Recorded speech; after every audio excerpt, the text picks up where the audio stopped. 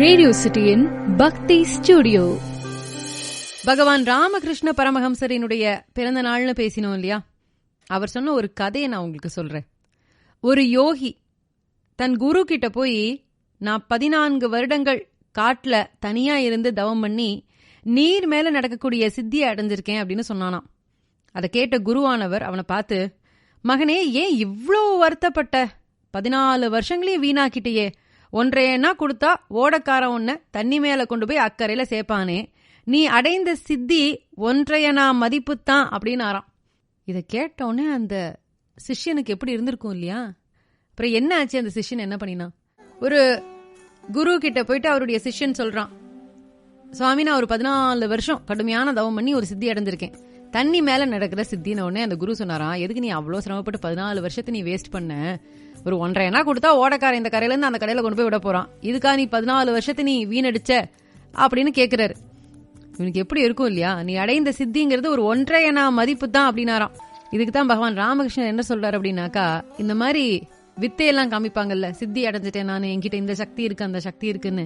அந்த மாதிரி இறைவனுடைய திருவடியை அடையக்கூடிய வழி, சித்தி அடையக்கூடிய ஆசை அப்படின்லாம் சொல்லி யாரும் காசெல்லாம் வீணாக்காதீங்க. யார்கிட்டையும் போய் இப்படிலாம் பயிற்சி எல்லாம் பெற வேண்டாம். இறைவனினுடைய திருவடியை நீங்க அடையணுங்கிற ஒரு நோக்கம் இருந்ததுன்னா உண்மையான பக்தி செய்யுங்க. அற்புதங்களை காட்டி மக்களை கவர நினைக்கக்கூடிய யோகிகள் கிட்ட போவே போகாதீங்க அப்படிங்கிறது ராமகிருஷ்ண பரமஹம்சரினுடைய ஞான மொழி. அதனால இறைவனை அடையணும்னா உண்மையான பக்தி ஒன்றே மார்க்கம், அதுதான் வழின்னு சொல்றார் ராமகிருஷ்ண பரமஹம்சர். சில பேர் படகுல கங்கையை கடந்துட்டு போயிட்டு இருந்தாங்களாம். ஒரு பண்டிதர் தன்னுடைய கல்வி அறிவை தம்பட்டம் அடிச்சுக்கணும் அப்படிங்கிற ஒரு நோக்கத்தோட நிறைய விஷயங்கள் பேசுறார். வேதம், வேதாந்தம், 6 தரிசனங்கள் அப்படிங்கிற சாஸ்திரம் எல்லாம் நான் படிச்சிருக்கேன் அப்படிங்கிறார். உனக்கு வேதாந்தம் தெரியுமா அப்படின்னு ஒருத்தன்கிட்ட கேட்டாராம். எனக்கு இவ்வளவு தெரியும், உனக்கு என்ன வேதாந்தம் தெரியுமா அப்படின்னு கேக்குறார். அதுக்கு அவன் சொல்றான், இல்லையா அப்படிங்கிறான். அப்புறம் சாங்கியம், பாதஞ்சலம்லாம் தெரியுமா, அதுவா தெரியுமான்னு கேக்குறார். அதுக்கும் அவன் இல்லையாங்கிறான், எனக்கு தெரியாது அதெல்லாம் அப்படின்னு. தரிசனம் கிரிசனம் ஏதாவது படிச்சிருக்கியான்னு கேக்குறாரு. அதுக்கும் அவன் இல்லங்கிறான். இப்படி வரிசையா அவர் கேள்வி கேட்டுட்டே போக அந்த மனிதனும் மௌனமாக இருக்கிறான். அந்த நேரத்துல பயங்கரமான புயல் வீச ஆரம்பிச்சது. படகு நிலை குலைஞ்சு ஆடினது. அப்ப அந்த மனுஷன் பண்டிதர்கிட்ட, ஐயா பண்டிதரே, உமக்கு நீந்த தெரியுமான்னு கேக்குறான்.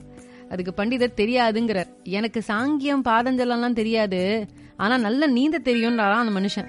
அதனால பல சாஸ்திரங்களை தெரிஞ்சுக்கிறதுனால பெருசா பயனுண்டா அப்படின்னா இல்ல, இந்த வாழ்க்கை நதியை கடக்கிறதுக்கு நம்ம தெரிஞ்சுக்கிறது தான் அவசியம் அப்படிங்கிறார் ராமகிருஷ்ண பரமஹம்சர். 5-6 மொழிகளை பேசக்கூடிய மக்கள் ஒரு இடத்துல ஒண்ணு கூடி இருந்தாங்க. அவங்கள ஒருத்தரும் அப்போ அவங்களுக்கு பக்கத்துல இருக்கிறவங்கள பார்த்து ஏதோ வேணும்னு கேக்குறாங்க. ஒவ்வொருத்தரும் தன்னுடைய நண்பர்கள் கிட்ட அவங்கவுங்க மொழியிலேயே சொல்றாங்க. பானிலாவோங்கிற ஒருத்தர், தண்ணி கொண்டு வாங்குறா இன்னொருத்தர்.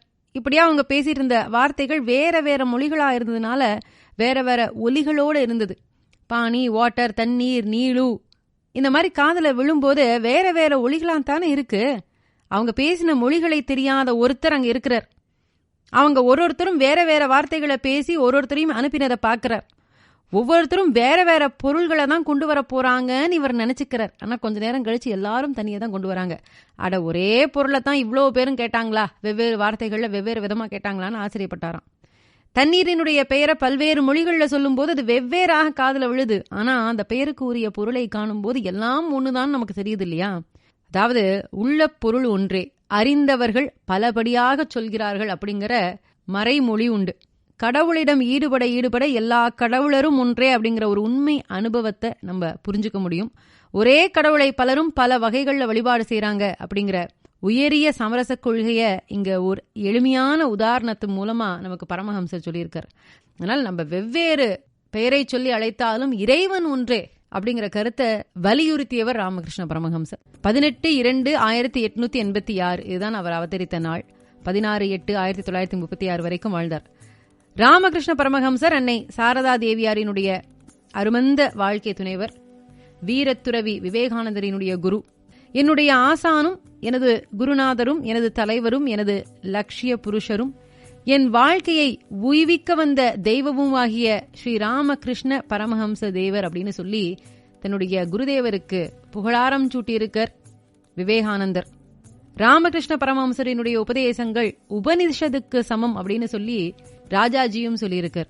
எம்மதமும் சம்மதம்ங்கிற கருத்தை பரமஹம்சர் நிறைய இடங்கள்ல வலியுறுத்தி இருக்கார். மக்களுக்கு புரியுற மாதிரி எளிமையான உதாரணங்கள் வாயிலாக வலியுறுத்தி இருக்கார். ரேடியோ சிட்டியின் பக்தி ஸ்டுடியோ.